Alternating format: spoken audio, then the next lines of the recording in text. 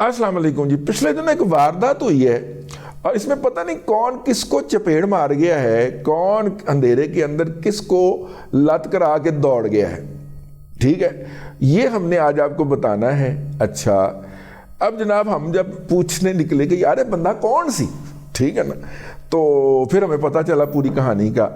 तो कहानी कुछ यूं है कि लाहौर के एक एंकर जो थे, नाम बता देते हैं आपको, कामरान शाहिद साहब, क्योंकि अब उन्होंने खुद अपने प्रोग्राम में बता दिया है तो हम भी उन्हें नाम लेने में कोई हर्ज नहीं। कामरान शाहिद साहब जो थे, इन्होंने किसी को फरमाइश डाली कि यार मैंने ना मिलना है जनरल रिटायर कमर जावेद बाजवा साहब से।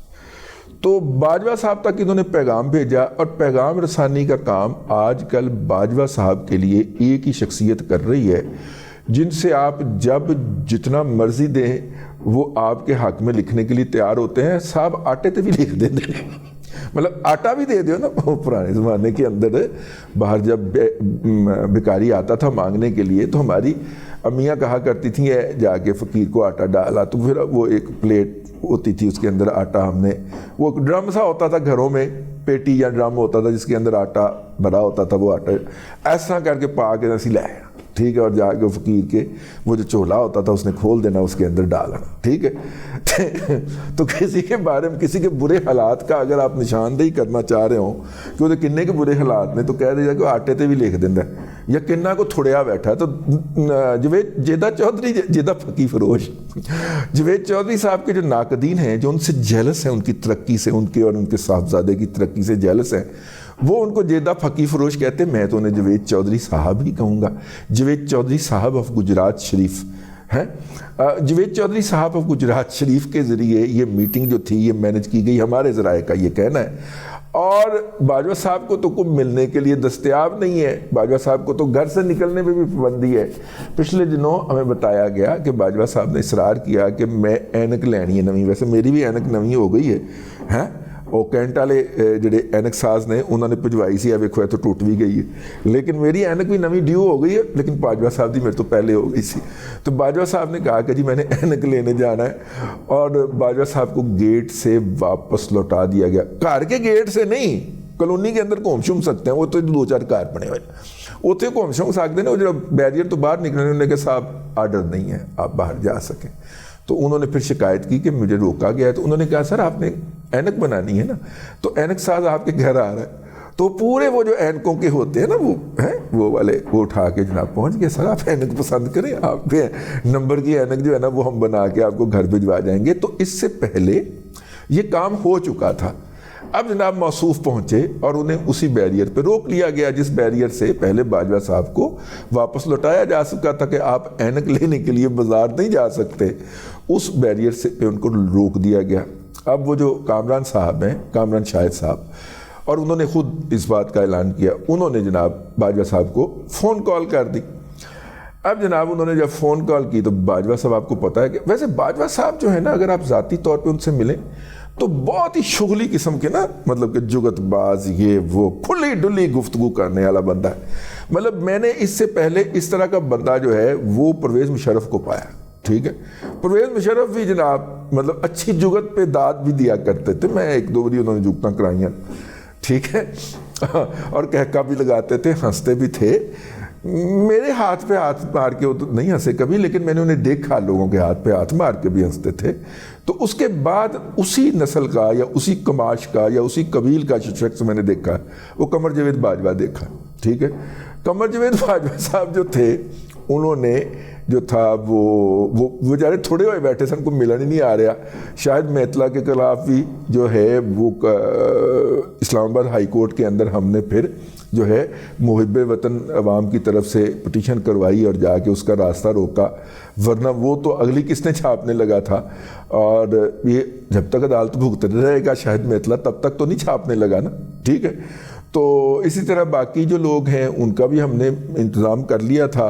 तो अब ये नया फरीक उसके अंदर कूदने लगा था, तो लिहाजा ये उन्होंने फ़ोन किया, और बाजवा साहब जो थे वो कुशादा नहीं, वो क्या होता है, फरामा नहीं, वो एक लफ्ज़ होता है, वो जनाब बड़े आराम से वहाँ पे आए और उनको लेके چیک پوسٹ سے لے کے اپنے گھر لے گئے. ابھی وہ جا کے وہاں پہ ٹیبل پہ بیٹھے ہی تھے اور ابھی چائے نہیں آئی تھی. اتنا کا وقت ہوا تھا, چائے ابھی سرو نہیں ہوئی تھی, ابھی صرف انیشل گوڈیز کا ہی ایکسچینج ہو رہا تھا. تو پھر صاحب لوگ پہنچ گئے. انہوں نے کہا کہ جی آپ چلیں, اور کامران شاہد صاحب کو وہاں سے نکال کے بڑے عزت اور احترام کے ساتھ موٹر وے پہ چھوڑ دیا گیا کہ آپ لاہور تشریف جانا چاہیں تو لے جائیں, ورنہ ادھر ادھر جانا چاہیں تو چلے جائیں. اب اگر بات یہاں پہ رہتی تو کوئی مسئلہ نہیں تھا. کامران شاہد صاحب نے اپنے پروگرام کے اندر بیٹھ کے اس بات کا چیلنج دے دیا کہ اگر مجھے وہاں سے نکالا گیا ہے تو اس کی جو ہے وضاحت جو ہے وہ ISPR کرے. میں وہاں پہ گیا تھا, میری ملاقات ہوئی ہے, میں پوری چمے نہیں پیالی اوپر دلے نہیں پڑاس کڑی ہے, ٹھیک ہے, اور میں جناب بڑی گپ شپ لگا کے آیا ہوں, یہ ہے وہ چیلنج کروائیں جناب ادھر سے. اب جناب اس کے بعد پھر جس ادارے کے اندر وہ کام کرتے ہیں کامران بھائی جو ہے میرے دل کے اندر ان کی بڑی عزت ہے اور بڑا احترام ہے ان کے لیے, اور ان کا اس میں سے آدھا احترام جو ہے وہ شاہد صاحب کی وجہ سے ہے. شاہد صاحب اپنے زمانے کے خوبرو ہیرو ہیں. جب ہم نے فلم دیکھنا شروع کی تھی بچپن میں, اس وقت شاہد صاحب ٹاپ کے ہیرو ہوتے تھے. شاہد اور رانی کی جوڑی بڑی مشہور ہے, ٹھیک ہے. جہاں پہ اپنا فردوس اور شاہد صاحب کے قصے مشہور تھے, وہاں پہ شاہد اور رانی کی جوڑی بہت مشہور تھی ان دنوں کے اندر.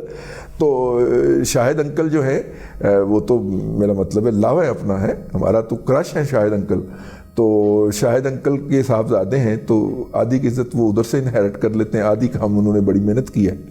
اگرچہ ان کی رائز کے اندر جنرل مہدی صاحب کا بھی بڑا رول ہے, جو پھر اگینسٹ شاہد انکل کے دوست تھے, اور جنرل مہدی صاحب کی سفارش سے جو ہے ان کو موجودہ جاب ملی, اور وہ وہاں پہ مطمئن ہے, مطلب کہ ان کو جانے بھی نہیں دیا جاتا, اور اگر وہ کوشش کریں, اور ویسے بھی بندہ اڈا موٹا ہو جائے تو پھر یا اپنا ولاگ کرے یا پھر ہوتے ہی ٹکیا رہے جتنے کو موقع مل جائے. تو خیر شاہد صاحب جو ہیں اپنا کامران صاحب جو ہیں وہ کامران بھائی جو ہیں وہ انہوں نے اس بات کو چیلنج کر دیا کہ میں تو وہاں پہ بڑے باعزت طریقے سے نکالا گیا ہوں, بے عزت کر کے نہیں نکالا گیا. تو اچھا اس خبر کو اچھا شاہد صاحب کے اس چیلنج سے پہلے کیا ہوتا ہے کہ یہ خبر جو ہے یہ ممتاز بھٹی صاحب دیتے ہیں اور ایک آدھ کوئی اور جرنلسٹ دیتا ہے, تو اس کو اٹھا کے اس کے اوپر لندن کے یورپ کے ساحلوں کے اوپر ریت میں پلسیٹیاں مارتا ہوا گینڈا جناب شہزاد اکبر صاحب اس کے اوپر ایک ولاگ کرتے ہیں اور ایک سر لگاتے ہیں, اور پھر وہ جناب وہ جو ہے کہ امریکہ میں بیٹھا ہوا Shahbaz Gill and Jibran Ilyas and company اس سر کو اٹھا لیتے ہیں اور کامران شاہد صاحب کی عزت کے اندر اضافے کا موجب بنتے ہیں. تو ان کی مشہوری کرتے ہیں کہ ان کے ساتھ یہ ہو گئی. تو پھر کامران شاہد صاحب وہ چیلنج کرتے ہیں کہ اگر ایسا کوئی بات ہے تو وہ کر دے. اب اس کے بعد پھر پورا ادارہ زور لگاتا ہے, کامران بھائی کا پورا ادارہ زور لگاتا ہے, top from the chairman to لے کے تو کامران بھائی تک کسی طرح سے ISPR کا کوئی چھوٹا موٹا ہے کوئی کیپٹن کرنل لیول کا بچہ ہی جو ہے وہی کہہ دے کہ نہیں ان کو وہاں سے بےزتی کر کے نہیں نکالا گیا, وہ نہیں نکالتے. تو پھر گل آ جاتی ہے جید فقی فروش دے ہوتے میرا جناب سید جاوید چودھری صاحب, سید میں اپنے کو لپا دیتا ہے سید ہمارے دوست وجاہت مسعود صاحب ہر جس کو احترام کرنا ہو انہیں سید کہہ کے مخاطب کرتے ہیں. سید کا ویسے ترجمہ بھی محترم ہی ہے. تو سید جاوید چودھری صاحب المعروف جیدہ فقی فروش جو ہے وہ آ جاتے ہیں روب عمل کہ ISPR نے تردید جاری نہیں کرنا کسی بھی طریقے دے نال. تو پھر جیدہ فقی فروش جو ہے وہ ایک ولاگ فرماتے ہیں اور جس کے اندر وہ کامران بھائی کی بےزتی کی تردید فرماتے ہیں اور کہتے ہیں کہ نہیں ان کو کسی نے باہر نہیں نکالا, وہ اپنی مرضی سے ٹھیک ہو گیا. لیکن اس دوران جو یوتھیا بریگیڈ اور یوتھیوں کے ہاتھوں ان کی بنتی ہے وہ کیا کہتے ہیں جی درگت جو بنتی ہے, وہ جہاں پہ باقی لوگ دیکھ رہے تھے ہم بھی چپ کر کے دیکھ رہے تھے کہ یار یہ جو ہے. اس سے ایک بات واضح ہوتی ہے اور وہ بات واضح کیا ہوتی ہے کہ وہ جو اپنے دائیں طرف بٹھا کے کسی زمانے کے اندر جناب قمر جاوید باجوہ صاحب کو پیغام دیا گیا تھا وہ بڑی خوفناک ڈسیپشن تھی, ٹھیک ہے. اور ڈسیپشن تھی, ہم نے اگرچہ اس کے اوپر ہلکے لفظوں میں تنقید کی تھی, اتنے لفظوں میں جتنے میں آفا صاحب برداشت کر لیں, ٹھیک ہے. تو کیونکہ آپ کو پتہ ہے نا کہ برداشت تو پھر ایک لیول ہوتا ہے نا, تو اتنا کی توجہ دلائی تھی, تنقید میری کیا اوقات سر میں تنقید کر سکوں, میں توجہ دلائی تھی. تو میرا خیال ہے کہ وہ ڈسپشن تھی بڑی خوفناک قسم کی. اصل میں صورتحال تو یہ ہے کہ بیچارہ اینک لین نہیں جا سکتا, بازاروں نویں اینک بنوانی ہے, انہوں نے کہا اینک والا گھر آ رہے ہیں, ٹھیک ہے, اور جناب تو کامی بھائی کیسے مل سکتے ہیں اگر اینک لینے نہیں جا سکتا تو, سیدھی سی بات. تو بہرحال جید پھکی فروش نے یہ میٹنگ طے کروائی. نمبر 1, جید پھکی فروش نے کامی بھائی کے ساتھ ہینڈ کیا. تو اس لیے میرا کامران شاہد صاحب کو مخلصانہ, برادرانہ اور فدویانہ مشورہ ہے کہ جید پھکی فروش سے آپ نے بچ کے رہنا ہے. جیدہ پبلک ریلیشن کی اس کے صاحبزادے صاحب مل کے ایجنسیاں چلاتے ہیں اور وہ سب کچھ بیچ سکتے ہیں, اور کامران شاہد صاحب کو بھی بیچ سکتے ہیں, اور کوئی پتہ نہیں کہ انہوں نے بیچا بھی ہو. کامران شاہد صاحب کو ملوانے کے انہوں نے کئی جگہ سے پیسے پکڑے ہوں, اور کامران شاہد صاحب کو پتہ بھی نہ ہو کہ میرے پیسے کون کون پھڑ گئے.